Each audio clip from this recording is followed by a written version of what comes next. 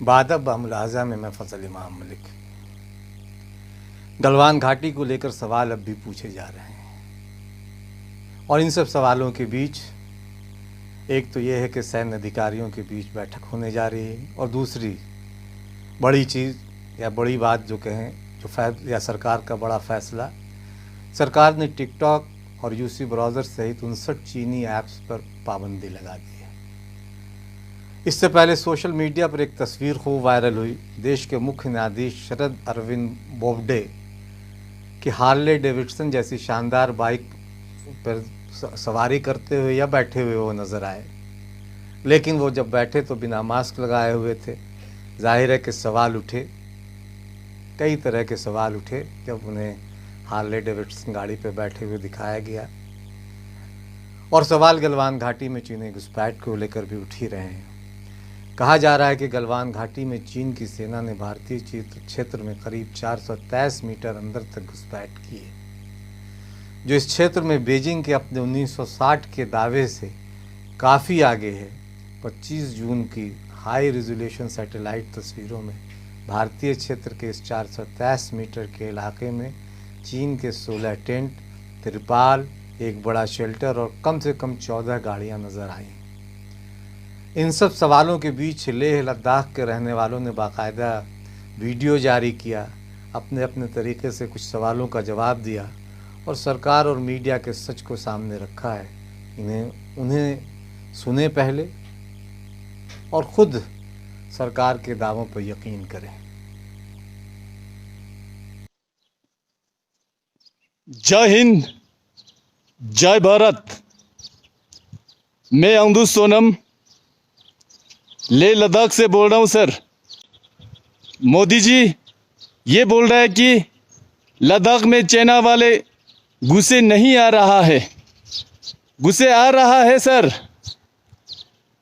और हमारे गांव तक भी जल्दी पहुंच जाएगा अगर आप लोग ठोस कदम नहीं उठाएंगे। ऐसा मत कीजिए सर। कभी कभी हमें लग रहा है कि इंडिया गवर्नमेंट को लद्दाख की कोई ज़रूरत नहीं है। लद्दाख में कुछ भी उगता तो है नहीं, इसे जाने दो, मत जाने दीजिए सर, यहाँ उगता है। अस्सलाम वालेकुम, नमस्ते, सत श्री अकाल, आदाब। मैं मूसा रहीम, मैं लद्दाख से बोल रहा हूँ। रिसेंटली जो हमारे यहाँ पे चाइना बॉर्डर पे लद्दाख में जो ये हुआ और उस पर हमारे प्रधानमंत्री जो स्टेटमेंट दे रहा है वो सरासर हमें अपने जगह पे, जब रियलिटी में हम जिस ग्राउंड में हम बैठे हुए हैं उस हिसाब से तो बिल्कुल वो झूठ बोल रहा है। क्योंकि बहुत सारे सोल्जर्स उन्होंने कैप्चर यहाँ आके जो है लैंड कैप्चर किया है, बहुत सारे सोल्जर्स जो है वो शहीद हो गए। उनको मेरी तरफ से जो है कंडोलेंस में उनको पेश करना चाहता हूँ। और बाकी जो है सबसे मेन इम्पॉर्टेंट बात यह है कि हमारे नेशनल मीडिया या हमारे जो स्टेट मीडिया, नेशनल मीडिया जितने भी है वो सारे साइलेंट है। वो क्यों साइलेंट है इस चीज़ पे? क्या ये हमारे जो है लद्दाख में जो ये चीज़ हो रहा है इस चीज़ को साइलेंट में रखना, नेशनल मीडिया चुप रहना, वो क्या साबित कर रहा है? आप लोग खुद समझ सकते हैं कि हमारे जो रिसेंट जो अभी इस टाइम के जो रूलर्स हैं, हमारे जो पॉलिटिशियंस हैं, वो इस चीज़ को नेगलेक्ट क्यों कर रहा है? अगर हो रहा है कोई चीज़, अगर यहाँ पे कुछ ये कैप्चर हो रहा है, लैंड कैप्चर कर रहा है, चाइना के जो आर्मी जो है वो हमारे सरहद से पार करके यहाँ पे आके हमारा लैंड कैप्चर कर रहा है, तो उसमें कोई एक्शन क्यों नहीं ले रहा है? इस चीज़ को सरासर हमारे प्रधानमंत्री हो, जितने भी पॉलिटिशियंस, वो झूठ क्यों बोल रहा है? ये देखिए कि जितने भी मीडिया चैनल्स इस चीज़ को ये कह रहा है कि हमारे जो है यहाँ पे कोई सरहद के अंदर नहीं घुसा है, और हमारे जो प्रधानमंत्री भी कह रहा है, ये सरासर झूठ है। क्योंकि रियलिटी में इस टाइम हम लोग लद्दाख में ही है, तो हमें पता है कि लद्दाख में कितने किलोमीटर्स वो लोग अंदर आए और कितने हमारे जवान ने शहीद हो गए। तो मैं जितने भी लोग हैं उनसे मैं ये अपील करना चाहता हूँ, उनसे मैं ये कहना चाहता हूँ कि रियल बेस में लद्दाख में कैप्चर हो चुका है और हमारे कुछ जवाने जो है शहीद हो चुका है। बाकी जो ये हमारे नेशनल मीडिया में कुछ मीडिया से जो इस चीज़ को कह रहा है कि कोई घुसपैठ नहीं है, वो सरासर झूठ है। जैसे प्राइम मिनिस्टर साहब ने बोला है कि वहाँ पर जो है चीनियों ने हमारी कोई ज़मीन नहीं ली है, ना कोई पोस्ट लिया है, तो ये थोड़ा सा मुझे लग रहा है कि अचंभे की बात है। जहाँ पर ग्राउंड रियलिटी जो है कुछ और बोलता है। रिपोर्ट्स जो मीडिया की, बाकी जितने भी मतलब यहाँ के लोकल्स हैं उनका कहना, तो इन सारी चीज़ों को देखते हुए उन दोनों के बीच में थोड़ा मतभेद दिख रहा है। इसमें कितनी सच्चाई है कितनी नहीं, ये तय करना हमारा काम नहीं। हमारा काम सिर्फ लोगों के सामने उन बातों को रख देना है जो हमें दिखाई दे रहा है। हो सकता है कि इसमें बातें सही भी हो, बातें गलत भी हो, लेकिन सरकार को इस पर गंभीरता से विचार करना चाहिए। और चीन के साथ इस तरह तनातनी और जारी सीमा विवाद के बीच सरकार ने टिकटॉक और यूसी ब्राउज़र सहित चीन से जुड़े हुए 59 ऐप्स को पर पाबंदी लगा दी है। कहा जा रहा है कि सरकार ने सुरक्षा कारणों के लिहाज से इन ऐप्स को ख़तरनाक बनाया है। इसमें लाइक है और कई दूसरे ऐप्स हैं जिन पे सरकार ने पाबंदी लगाने का फैसला किया है और बाकायदा इसका ऐलान किया है। रविशंकर प्रसाद मंत्री हैं आईटी के और कानून मंत्री हैं, उन्होंने बाकायदा ट्वीट किया।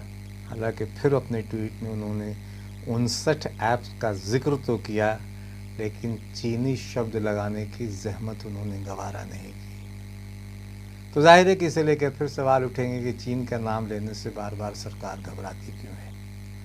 कहा जा रहा है कि खुफिया जानकारी में सुझाव दिया गया था कि ऐप्स उपयोग की शर्तों का उल्लंघन कर रहे हैं, उपयोगकर्ताओं की गोपनीयता से समझौता कर रहे हैं। वैसे कह सकते हैं कि टिकटॉक के रास्ते अगर व्यंग किया जाए तो कि टिकटॉक के रास्ते चीनी भारत के लद्दाख में आया, यानी चीन के जो सेना थे वो भारत के और लद्दाख में घुसपैठ की थी और अब टिकटॉक का रास्ता बंद कर हमने उनके घुसपैठ के रास्ते को बंद कर दिया था। ठीक है कि लोगों की भावनाएं हैं, लेकिन बहुत सारी बातें हैं जिन पे अभी अमल होना है।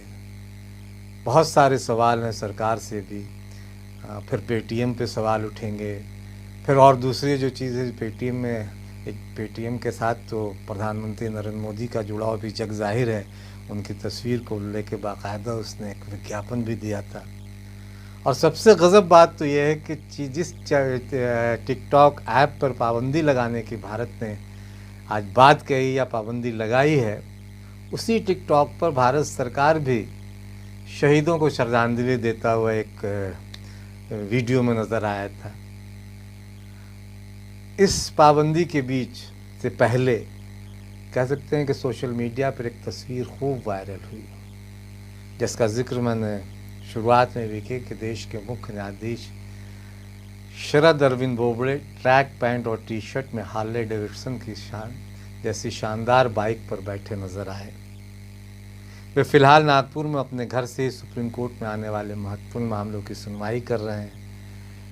और ये कोई ऐसी गलत बात भी नहीं है कि वो किसी गाड़ी पे किसी सुप्रीम कोर्ट के मुख्य न्यायाधीश हैं, ठीक है, लेकिन वो किसी हार्ले डेविडसन जैसी गाड़ी पर ना बैठे। इसमें कहीं किसी को एतराज़ होना भी नहीं चाहिए, लेकिन चूंकि वो बाइक उनकी नहीं है, सोशल मीडिया के मतवाले यानी सोशल मीडिया पर जो छानबीन, जो इधर उधर ताक झांक करते रहते हैं, उन्होंने इस गाड़ी के नंबर प्लेट से ये खोज निकाला कि बाइक भाजपा के किसी नेता के बेटे की है। इसलिए कुछ सवाल ढके छुपे शब्दों में पूछे जा रहे हैं, उठाए जा रहे हैं। उनके कुछ फैसलों पर भी बात हो रही है बाकायदा ट्विटर पर, तो इसे लेकर हैशटैग के साथ ट्रेंड भी चला।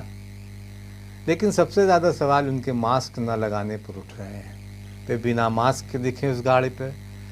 मास्क लगा लेते तो देश में संदेश अच्छा जाता। सार्वजनिक जगहों पर मास्क लगाना ज़रूरी है, ये हम तमाम लोग जानते हैं। और देश के सबसे बड़े कानून के रखवाले यानी सुप्रीम कोर्ट के मुख्य न्यायाधीश अगर बिना मास्क के दिखाई देते हैं सार्वजनिक जगह पे, तो सचमुच अपने आप में बड़ा सवाल है और इसका संदेश देश के लोगों पे ठीक नहीं जाएगा और सवाल उन पर उठेंगे ही।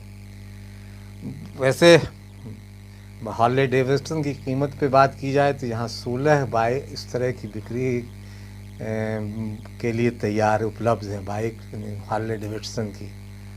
और सबसे कम कीमत वाली बाइक, जो सबसे कम कीमत जो इस हार्ले डेविडसन की है, जो बाइक है, उसकी कीमत 5,34,000 रुपये के आसपास है। और सबसे महंगा मॉडल जो है हार्ले डेविडसन का, वो करीब 50 लाख 51 लाख के आसपास है। तो जाहिर है कि इन सब चीज़ों को लेकर सोशल मीडिया को एक अलग तरह से अपने नज़रिए से देखने की कोशिश कर रहा है। उनकी निजी ज़िंदगी, हमारे मुख्य न्यायाधीश की उनकी निजी ज़िंदगी, और वहाँ वो किसी भी गाड़ी पे बैठ सकते हैं, दिखाई दे सकते हैं, लेकिन कुछ चीज़ें हैं जिससे सार्वजनिक जीवन में कुछ चीज़ों से परहेज़ करना भी ज़रूरी होता है। वैसे कुछ साल पहले 4 जजों की तस्वीर भी खूब वायरल हुई थी जब उन्होंने सार्वजनिक तौर पर प्रेस कॉन्फ्रेंस की थी। उनमें से एक अब राज्यसभा के सदस्य बना डाले गए हैं। क्यों बना डाले गए, कैसे बना डाले गए, इस पे बहुत बहसें हुई। उनके फैसलों को भी इस राज्यसभा की सदस्यता के कारणों में देखा गया और उस पे लेकर खूब बहस मुबाहसे हुए। और उनके राज्यसभा सदस्य ने जिस दिन शपथ लिया, उस दिन जिस तरह से विपक्ष ने उनके साथ वॉकआउट किया, कांग्रेस ने भी उसकी अगुवाई में विपक्ष ने जिस तरीके से उनके सदस्यता शपथ ग्रहण समारोह में एक अलग तरह की बातें की, उसे लेकर वो आहत हुए भी होंगे, लेकिन उन्होंने कहा था कि उन सवालों का जवाब हम बाद में देंगे। फिलहाल गोरख पांडे की कविता गुनगुनाएं और वो तस्वीर मैं आपके साथ छोड़े जाता हूँ, तस्वीर जिसमें हमारे मुख्य न्यायाधीश हार्ले डेविडसन पर हैं। गोरख पांडे ने इस तरह के फैसलों को लेकर ही कभी कहा होगा कि राजा बोला रात है, रानी बोली रात है। हम बादब में पहले भी ये बात कह चुके हैं, ये कविता हम बता चुके हैं, लेकिन मुझे लगता है कि ये कई संदर्भों में ये पंक्तियाँ बहुत मौजूद हैं कि राजा बोला रात है, रानी बोली रात है, मंत्री बोला रात है, संतरी बोला रात है, यह सुबह सुबह की बात है। मुख्य न्यायाधीश की तस्वीर देखें और अगर ठीक लगी हो तो इसे लाइक, शेयर और सब्सक्राइब करें।